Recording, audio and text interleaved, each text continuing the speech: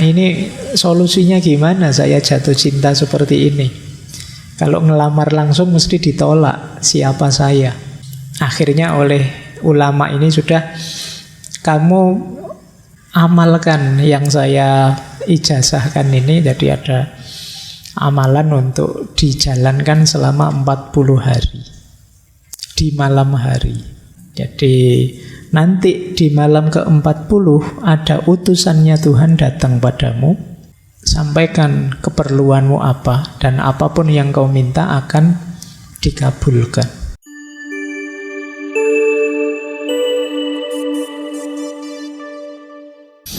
Assalamualaikum warahmatullahi wabarakatuh. Yuk kita mulai ya malam hari ini. Tokoh terakhir kita yang membahas cinta spiritual. Harusnya teman-teman pernah mendengar nama beliau, Syekh atau Khoja atau Khwaja Hafidz Ash-Shirazi.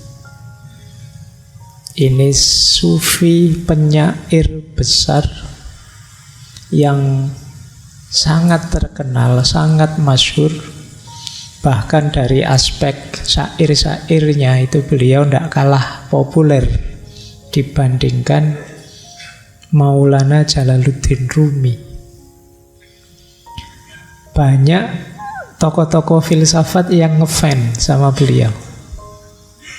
Ada cerita bahkan sahabatnya Karl Marx, Engels, itu pernah nulis surat pada Karl Marx, kamu harus menguasai syair-syairnya Hafidz kalau ingin pikiran-pikiranmu diterima orang banyak. Bahkan filosof sekelas Nietzsche itu menulis puisi khusus tentang Syekh Hafidz ini. Bahkan pujangga sekelas Goethe itu idolanya ya Syekh Hafidz ini. Tuh para filosof. Kok saya tidak pernah kenal Pak? Ya mungkin kamu belum filosof. Buktinya banyak filosof yang ngefans sama beliau ini, Syekh Hafidz. Pengaruhnya besar, luar biasa. Beliau ini ya dari namanya kelihatan ya, Hafidz Ash-Shirazi. Kelahiran Shiraz, Iran. Beliau 1 abad setelah sufi besar lainnya, Syekh Sa'di Ash-Shirazi. Beliau ini dipanggil Hafidz. Nama lengkap beliau Syekh Samsuddin Muhammad. Sebenarnya gelar Hafidz itu karena beliau memang sangat penghafal. Di usia-usia awal beliau masih kecil, mungkin masih balita, sudah hafal Quran. Bahkan kabarnya hafalnya hanya karena mendengar ayahnya membaca Quran, terus bisa hafal. Bahkan nanti beliau hafal juga kitab-kitabnya Maulana Rumi, kitab-kitabnya Syekh Sa'di, kitab-kitabnya Syekh Fariduddin Attar, termasuk kitab-kitabnya Syekh Nizami. Punya hafalan yang sangat kuat. Makanya beliau dipanggil Hafidz, penghafal. Ada yang namanya Hafidz di sini. Semoga setara ya dengan Syekh Hafidz ini. Iso hafal macam-macam. Tokoh ini beberapa kali sering saya singgung ceritanya. Ketika beliau dari seorang biasa kemudian pindah ke dunia sufi. Teman-teman mungkin juga pernah dengar, saya lupa di sesi ngaji filsafat yang mana. Ini beliau dari orang biasa, anak muda biasa seperti kalian, bahkan mungkin situasinya lebih menyedihkan, kemudian geser ke dunia tasawuf. Mungkin teman-teman ingat cerita seorang anak muda yang bekerja di toko roti. Yang satu ketika beliau harus mengantarkan roti ini ke rumah seorang bangsawan. Begitu ke rumah bangsawan ini, yang membuka pintu adalah anaknya bangsawan itu, seorang perempuan yang cantiknya luar biasa, namanya Sakhinabat. Nah, Hafid muda yang hanya seorang pegawai toko roti itu betapa terpesona melihat perempuan secantik itu. Jatuh cinta dia. Mulai dari situ, mulai latihan, mulai keluar banyak syair. Nah, memang orang jatuh cinta itu kan tiba-tiba jadi penyair. Wis pengalamanmu sendiri lah, mesti begitu ya. Entah sejelek apa syairmu, pokoknya jiwa romantismu muncul untuk nulis syair. Hal yang sama terjadi dengan Syekh Hafid ini. Waktu mudanya mulai banyak syair, tapi beliau tahu siapalah saya yang jatuh cinta pada putri bangsawan secantik itu. Tapi kalau sudah jatuh cinta, gimana bisa disisihkan? Akhirnya beliau datanglah ke seorang ulama di kotanya, tanya, ini solusinya gimana saya jatuh cinta seperti ini? Kalau ngelamar langsung mesti ditolak, siapa saya? Akhirnya oleh ulama ini sudah, kamu amalkan yang saya ijazahkan ini. Jadi ada amalan untuk dijalankan selama 40 hari di malam hari. Jadi nanti di malam ke-40 ada utusannya Tuhan datang padamu, sampaikan keperluanmu apa, dan apapun yang kau minta akan dikabulkan. Ya, nanti di beberapa riwayat maksudnya utusannya Tuhan itu malaikat. Nah, yo karena sudah jatuh cinta, 40 hari puasa dan mengamalkan ini itu tidak masalah lah, tidak tidur juga tidak masalah. 40 hari aja kok, kan gitu. Kalau kamu sedang jatuh cinta, tidak usah tanya amalannya apa ya. Bahaya kalau sampai ke kalian. Nah, beneran beliau paginya nunggu toko roti, malamnya mengamalkan ijazah dari ulama tadi. Ternyata benar, di malam ke-40 ada yang datang menemui dia. Syekh Hafid ini begitu terpesona melihat yang datang tadi, karena jauh lebih indah. Selama ini dia tidak pernah lihat makhluk seindah itu. Jadi keterpesonaannya melebihi melihat wanita cantik yang tadi menggetarkan hatinya. Nah, begitu utusannya Tuhan tadi tanya, wahai Hafid, Allah ridho dengan amalan yang engkau lakukan. Apa yang engkau minta, apa yang engkau inginkan? Syekh Hafid terus bilang, karena saking terpesonanya dengan utusannya Allah ini, dia bilang, kalau utusannya seindah ini, apalagi yang mengutus. Akhirnya dia bilang, lupa sudah dengan Sakhinabat yang dia jatuh cinta tadi. Dia terus bilang, aku minta Allah saja. Akhirnya oleh malaikat tadi ditunjukkan, ya kalau begitu silahkan engkau belajar oleh malaikat. Ceritanya saat itu diarahkan seorang sufi, sebenarnya juga ilmuwan, namanya Syekh At-Tor. Bergurulah beliau pada Syekh At-Tor ini. Di situ dimulai lagi beliau sebagai seorang sufi. Dan nanti dalam sejarah hidup beliau ada fase-fase lagi ketika melakukan amalan 40 hari tadi. Ketika beliau kholwat, uzlah, dan lain sebagainya. Itu cerita ya tentang beliau. Ya enggak usah tanya, beneran gitu enggak Pak? Di beberapa riwayat begitu.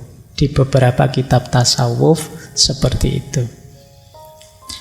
Tapi yang jelas puisi-puisi, syair-syair beliau yang dikenal sebagai puisi liris yang isinya ungkapan-ungkapan perasaan, ekspresi yang dirasakan itu populer sekali.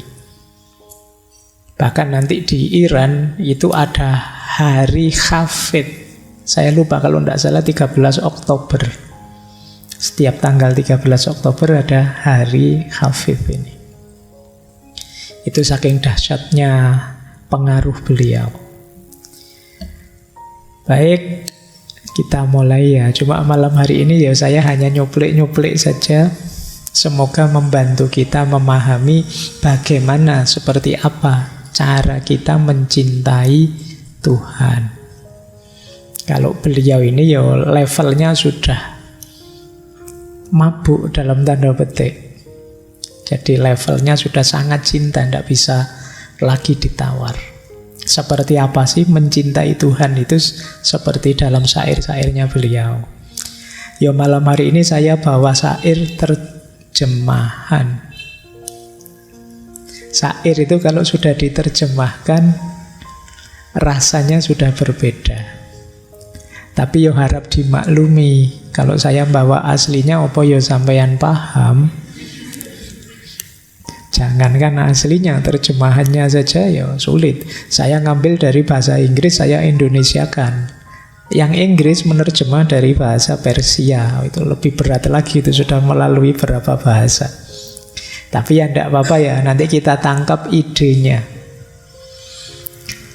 Baik, bismillah, kita mulai ya, belajar mencintai Allah. Masa kita hidup cuma sekali. Ada Sang Maha Kasih, Sang Maha Cinta. Kita tidak nyampe ke level itu eman-eman.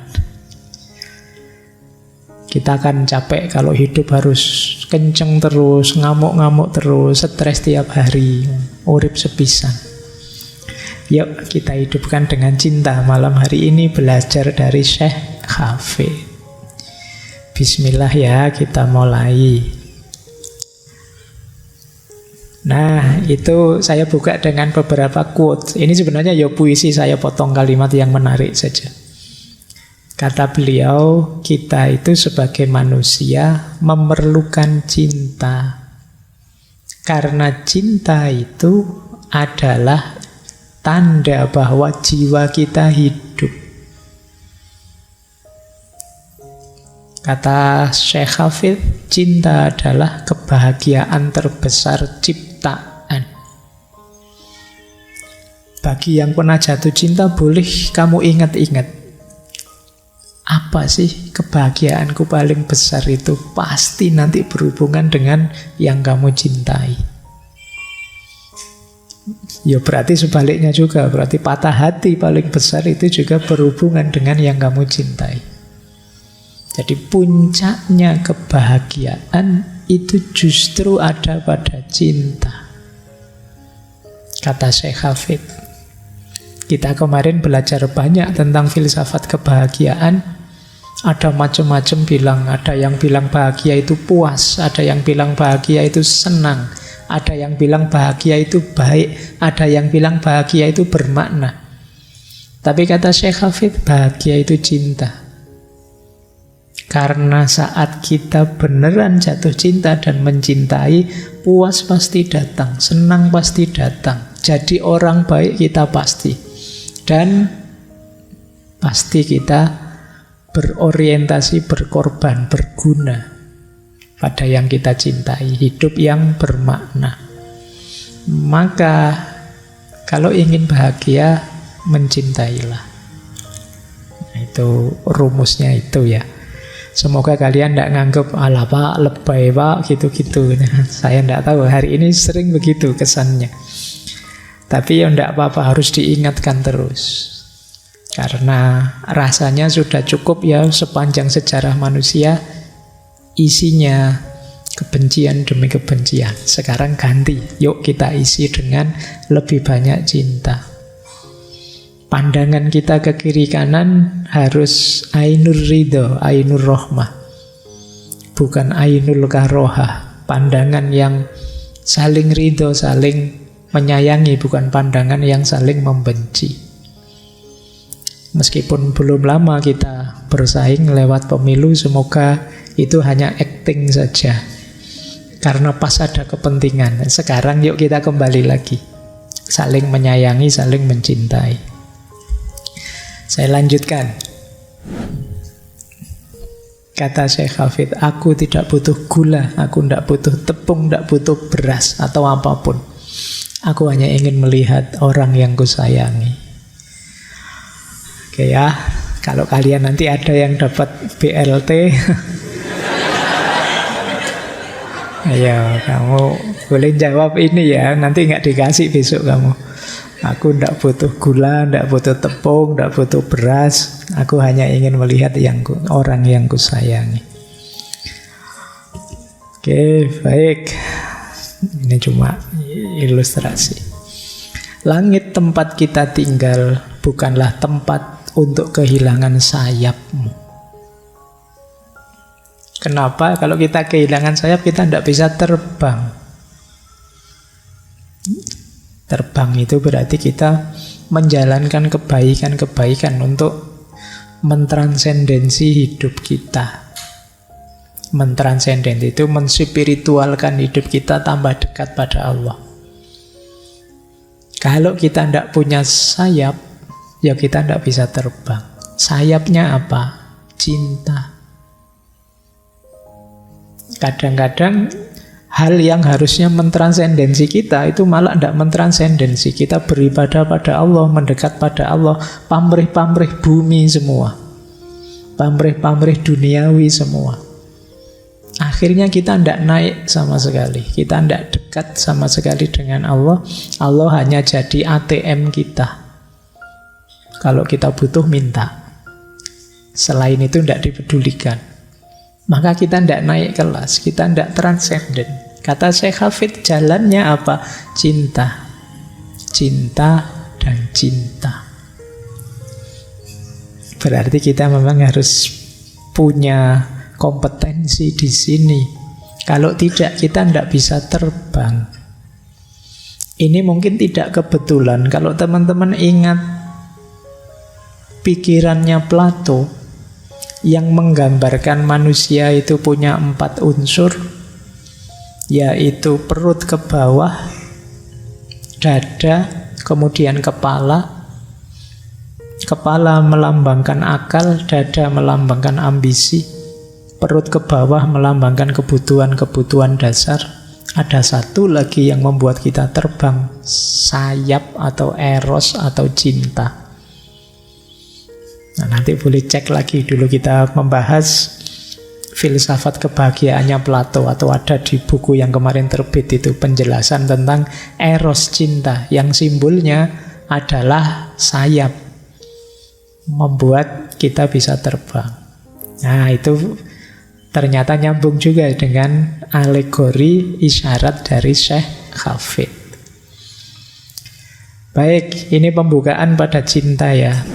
Nah, syair-syairnya Syekh Hafid kalau tentang cinta, cirinya itu ya, nanti kalau ada yang ingin meneliti, ini kan sebagian besar mahasiswa, pandangan beliau tentang cinta yang pertama jenisnya sufistik, itu pasti ya.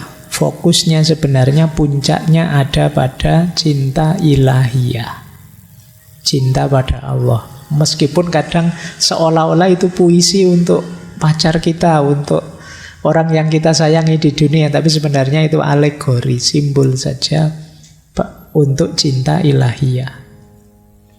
Yang kedua, humanistik. Humanistik itu berarti cinta yang manusiawi. Cinta itu bagian dari fitrahnya manusia. Justru kalau kita ingin menjadi diri kita sendiri, menjadi manusia, kita harus mencintai. Bukan sebagai binatang, bukan sebagai setan, ya cirinya kita mencintai. Tidak sekedar berpikir. Berpikir bisa licik, bisa trik. Tapi mencintai itu khas manusia. Yang ketiga, Syekh Hafid, ya tentu saja karena menggunakan syair, sering menggunakan simbol-simbol, simbolik. Ada simbol kedai, ada simbol anggur, ada simbol mabuk, ada simbol ya nanti di syair itu kalau ada anggur ada mabuk, jangan ditafsirkan wah ternyata saya Hafid seneng minum ciu, seneng minum. Ndak itu ya beliau mabuk itu mabuk cinta. Jadi cinta kepada Allah. Arahnya ke sana, jangan dimaknai letterlek. Jadi banyak bicara simbol-simbol. Makanya banyak nanti yang salah paham. Ada yang menuduh beliau musyrik lah, ada yang menuduh beliau keluar dari Islam lah. Pada zaman beliau sendiri begitu. Jadi karena memang sulit. Bahasa syair itu kan tidak bisa dimaknai letterlek. Kalau temanmu bilang saya sangat jatuh cinta, kalau tidak percaya belahlah dadaku. Ya jangan dibelah beneran. Itu kan hanya alegori, itu hanya umpama. Ini beneran lu aku cinta padamu, kan itu. Tapi sering orang terus salah paham, salah memahami maknanya. Termasuk simbol kemabukan. Mabuk itu maksudnya mabuk cinta. Kenapa sih kok istilahnya mabuk? Karena kalau orang sudah jatuh cinta itu saking ekstasenya, saking senengnya, kadang-kadang kalau ngomong ngelantur. Kadang-kadang sulit dipahami, jingkrak-jingkrak ndak karuan. Itu kan saking ekstasenya, saking senengnya. Itu disebut kayak orang mabuk. Kalau dalam dunia tasawuf dulu kan kita kenal istilah satohat. Satohat itu ketika seorang sufi di puncak ekstasenya, di puncak kegembiraannya, merasa dekat dengan Allah, itu kadang-kadang muncul kalimat-kalimat, kata-kata yang tidak terkontrol. Nah itu terus yang salah paham, terus berpedoman pada letterleknya. Sama kayak belahlah dadaku tadi dianggap belah dada beneran. Gunungku daki, lautku seberangi, itu dianggap terus naik apa? Kamu punya uang ndak? Ya ndak begitu. Maksudnya siap, sungguh-sungguh. Nah, di syair-syair yang lain juga beliau banyak membahas tentang tantangan dan pengorbanan orang mencintai. Cinta itu pasti banyak tantangannya dan banyak yang harus dikorbankan. Yang sudah mencintai pasti ngerti ini. Jadi kalau kemarin 2 minggu yang lalu kita membahas tokoh-tokoh sebelumnya itu kan banyak betapa memang cinta itu mengorbankan, tapi pengorbanan yang kita sukai, kita senangi. Sama sekali tidak merasa berat. Karena ada ketulusan. Dan yang terakhir, efeknya cinta pada jiwa. Kalau di Khalil Gibran disebut penyucian. Cinta itu menyucikan kita, membersihkan kita, mentransformasi kita, mengubah kita. Sering saya jelaskan perubahan paling kelihatan dari orang yang mencintai itu dia tidak egois lagi. Bisa mengalahkan dirinya demi yang dicintai. Nah ini banyak nanti diungkapkan oleh Syekh Hafid, khususnya dalam konteks cinta pada Tuhan. Baik, kita mulai ya, masuk. Saya buka dengan salah satu puisinya, ini saya potong. Kata beliau begini, wahai engkau yang mencoba mempelajari keajaiban cinta melalui salinan buku logika, aku sangat khawatir engkau tidak akan pernah benar-benar mengerti maksudnya. Jadi cinta, kok ingin tahu cinta itu kayak gimana dengan cara membaca buku, termasuk dengan ikut kajian-kajian seperti ini, itu sebenarnya kurang efektif. Kalau ingin efektif bagaimana? Ya mencintailah. Nanti kamu akan paham. Jatuh cintalah, nanti kamu akan tahu begini toh rasanya. Sebenarnya mungkin kalian sudah punya kualitas cinta itu, cuma belum kalian sadari, belum kalian hayati. Kalau saya ngomong cinta, kamu mesti bayangannya kan ke pacar. Padahal tidak harus ke situ. Kamu sama orang tuamu, kalian sama saudara kalian, sama keluarga kalian, mungkin tetangga dekat, itu kan ada kualitas-kualitas cinta di situ. Kadang demi orang tua, kamu rela ini, rela itu, kan gitu. Berat juga ndak apa-apa. Saya jelek ndak apa-apa, Pak. Kayak tak contohkan mahasiswa nyontek itu kan. Wah, saya nyontek ini biar orang tua saya bahagia, Pak. Loh, kamu dosa loh. Biarlah saya berdosa, nama baik saya jatuh, ndak apa-apa asal orang tua bahagia.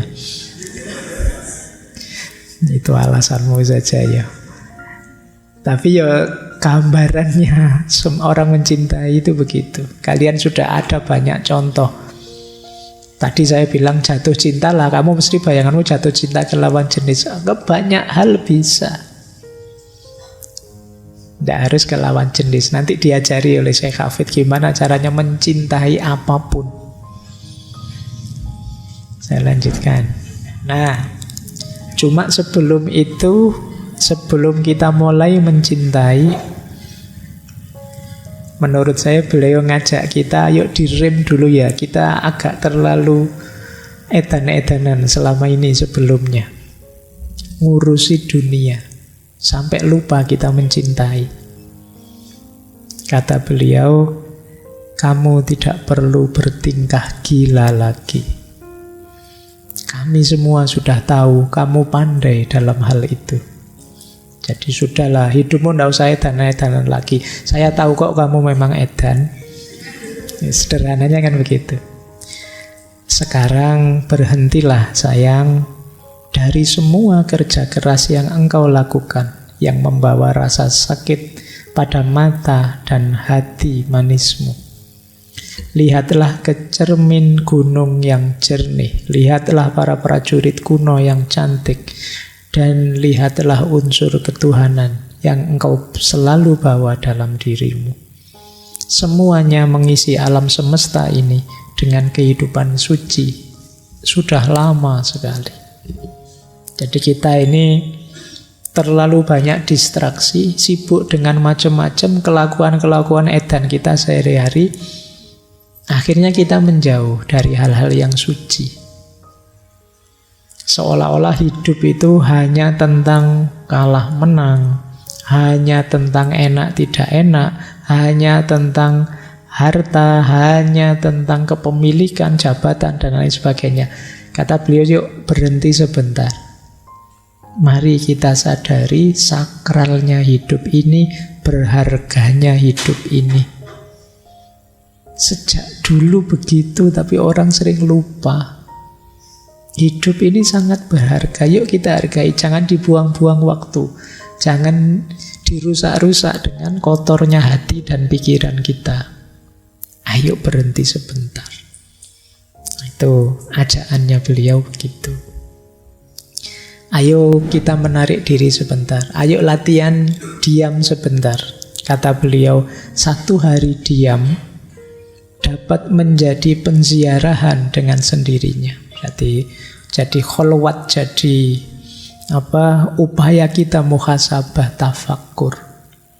1 hari diam dapat membantumu mendengarkan jiwa memainkan kecapi dan drumnya yang elok. Bukankah banyak percakapan sekedar mempertahankan diri atau berputar-putar?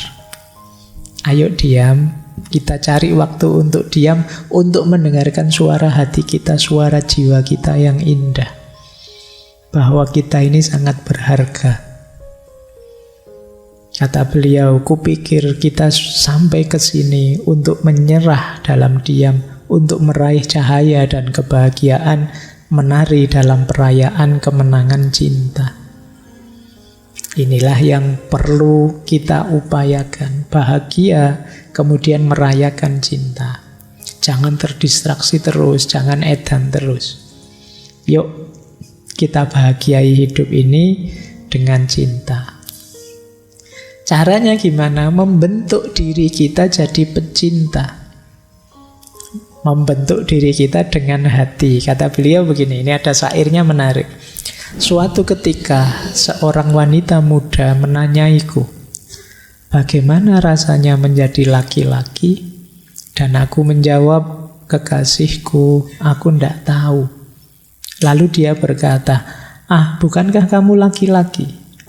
Dan kali ini aku menjawab, kulihat jenis kelamin hanya sebagai hewan yang cantik, yang dibawa manusia berjalan-jalan dengan tali kekang di tangan, dan mungkin mengikuti perlombaan untuk memenangkan hadiah-hadiah yang mengherankan. Ini syair satu bait ini maksudnya, jenis kelamin tidak penting. Laki-laki dan perempuan itu tidak penting dibahas. Bagaimana laki-laki, bagaimana perempuan. Kata Syekh Hafid, kekasihku, pertanyaan yang lebih bagus bagi Hafid semestinya, bagaimana rasanya berbentuk hati? Bagaimana rasanya berbentuk hati itu, gimana rasanya menjadi seorang pecinta. Kalau kita jadi seorang pecinta, itu tidak laki-laki, tidak perempuan. Semuanya sama. Nah, kata Syekh Hafid, kalau kamu tanya gimana rasanya berbentuk hati, ya akan aku jawab, karena yang aku ketahui hanya cinta, dan kudapati hatiku tanpa batas dan ada di mana-mana. Jadi kalau aku terbentuk jadi seorang pecinta, aku ini luas sekaligus dalam. Ada di mana-mana. Karena segala sesuatu, apapun itu patut dicintai. Ini mirip konsep-konsep sebelumnya, baik di Osho maupun di Anthony de Mello. Jadi yang lebih penting itu mengubah kita jadi seorang pecinta. Bukan masalah siapa yang akan kita cintai. Selama ini kan kita sibuk, saya harus jatuh cinta pada siapa. Siapa sih yang enak mau saya taksir, yang sini ngelirik sana, yang sana ngelirik sini. Bukan itu yang penting. Tapi ubahlah dirimu jadi sosok yang dicintai. Jadikan dirimu manusia berbentuk hati. Itu istilah dari beliau. Gimana rasanya jadi manusia berbentuk hati? Kamu ada di mana-mana. Kalau kamu berbentuk hati, ya kamu bisa menerima apapun yang ada di sekelilingmu. Makanya beliau kemudian punya syair yang menarik. Ini cara kita mencintai apapun di sekeliling kita tadi. Kata beliau, jalan-jalanlah jika tidak terlalu gelap. Ini menarik ya, kata-kata jika tidak terlalu gelap itu berarti jika sekeliling diri kita tidak terlalu rusak, tidak terlalu kacau, tidak terlalu sibuk dengan dunia. Itu maksudnya jika tidak terlalu gelap. Kalau kamu ada waktu, kalau kamu bisa menarik diri sebentar dari keramaian dunia, jalan-jalanlah. Kalau bahasamu hari ini mungkin healing lah. Cuma jalan-jalan dari sosok yang berbentuk hati tadi ya. Caranya bagaimana? Hirup udara segar, cobalah tersenyum. Katakan sesuatu yang bijaksana pada orang asing yang memilih pemandangan damai. Jika dia lewat, selalu latihlah pemahaman kalbumu. Jadi, lihat segala sesuatu di sekelilingmu, apa dan siapa, kamu lihatlah, latihlah pemahaman kalbumu, jangan hanya pakai pikiranmu, pakai hatimu. Ambil nafas dalam-dalam dan tersenyumlah. Nah, coba ya, nanti besok pagi boleh lah, bangun pagi gitu ya, keluar, ambil nafas dalam-dalam, siapa saja lewat, tegaskan dalam hatimu, aku mencintaimu, mencintai kalian semua, mencintai apa saja. Itu latihannya begitu. Kata Syekh Hafid, engkau pun bisa melakukan sesuatu yang nyata sepanjang jalan ini. Rengkuhlah pasangan atau kekasihmu seperti pertama kali engkau bertemu dengannya. Kalau punya pasangan ya. Biarkan kelembutan mengalir dari kedua matamu seperti matahari menyiramkan cahaya hangat kepada bumi. Bermainlah dengan anak-anak, berkenalanlah dengan seorang teman, nyanyikan beberapa lagu kasar untuk hewan peliharaanmu, bahkan tumbuh-tumbuhan. Mengapa tidak engkau biarkan mereka mabuk dan liar? Apa saja sapalah. Kamu punya kucing, ya sapalah. Kamu punya ayam, sapalah. Kamu punya dengan penuh cinta. Kamu nanti gembira mesti. Coba saja. Oke ya. Jadi kalau ada anak-anak diajak bermain, ada anak bermain, kamu gabung, nanti kamu senang. Ada orang yang tidak kamu kenal, kamu kenalan, nanti kamu senang. Marilah bersulang di setiap anak tangga yang telah kita daki, di atas tangga evolusi berbisiklah, aku mencintaimu, aku mencintaimu, ke seluruh penjuru dunia yang gila ini. Jangan berhenti membaca tentang Tuhan. Kita tidak akan pernah memahami Dia. Itu maksudnya apa? Semua yang di sekeliling kita itu kan tajallinya Tuhan. Dari apapun yang kita lihat di sekeliling kita, kita bisa merasakan hadirnya Tuhan. Mungkin keindahannya, mungkin kekuasaannya, mungkin keagungannya. Terus lakukan itu. Semakin kalian mencintai, semakin kalian akan merasakan hadirnya Tuhan. Lompatkan kakimu, ayunkan kepal tanganmu, ancam dan peringatkan seluruh semesta bahwa kalbumu tidak lagi hidup tanpa cinta. Nah, inilah profil seorang pecinta. Berjalanlah jika tidak terlalu gelap. Kalau terlalu gelap, Pak, terangilah dulu. Antara lain tadi, tarik diri sebentar, berhenti sebentar. Inilah caranya jadi jiwa yang mencintai. Kalau tidak begitu gimana? Kata beliau, tanpa cinta, aku tahu caramu bersikap. Aku tahu caramu bersikap ketika engkau belum cukup meneguk cinta. Wajahmu mengeras, otot-otot manismu mengejang. Anak-anak kecil waspada pada tatapan aneh yang muncul dari kedua matamu, yang bahkan mulai meresahkan cermin dan hidungmu. Tupai-tupai dan burung-burung merasakan kesedihanmu dan mengatur pertemuan penting di atas pucuk pohon yang tinggi. Mereka memutuskan melalui isyarat rahasia untuk melantunkan lagu, menolong pikiran dan jiwamu. Bahkan malaikat gemetar oleh kegilaan itu yang memancar ke dunia dan menghujankan batu-batu tajam dan tombak kepada yang tak berdosa dan keakuan manusia. Ini gambarannya orang yang di hatinya tidak ada cinta. Mengerikan, tidak enak. Kalian dekat saja tidak nyaman. Itu diilustrasikan anak-anak sampai khawatir, ngeri. Orang marah itu kan kalian dekat juga tidak enak kan. Orang kecewa, orang tidak puas, itu tidak enak, tidak nyaman. Jadi aku tahu, kalau engkau tidak ada cinta, aku tahu caramu bersikap, tidak jauh-jauh dari situ. Kata beliau, mungkin saja engkau menyobek setiap kalimat yang diucapkan, setiap kawan dan guru, mencari anak-anak kalimat yang tersembunyi.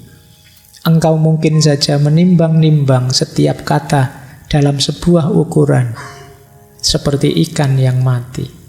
Mungkin saja engkau mengeluarkan penggaris untuk mengukur setiap sudut dalam kegelapanmu, dimensi-dimensi indah sebuah kalbu yang dulu pernah kamu percaya.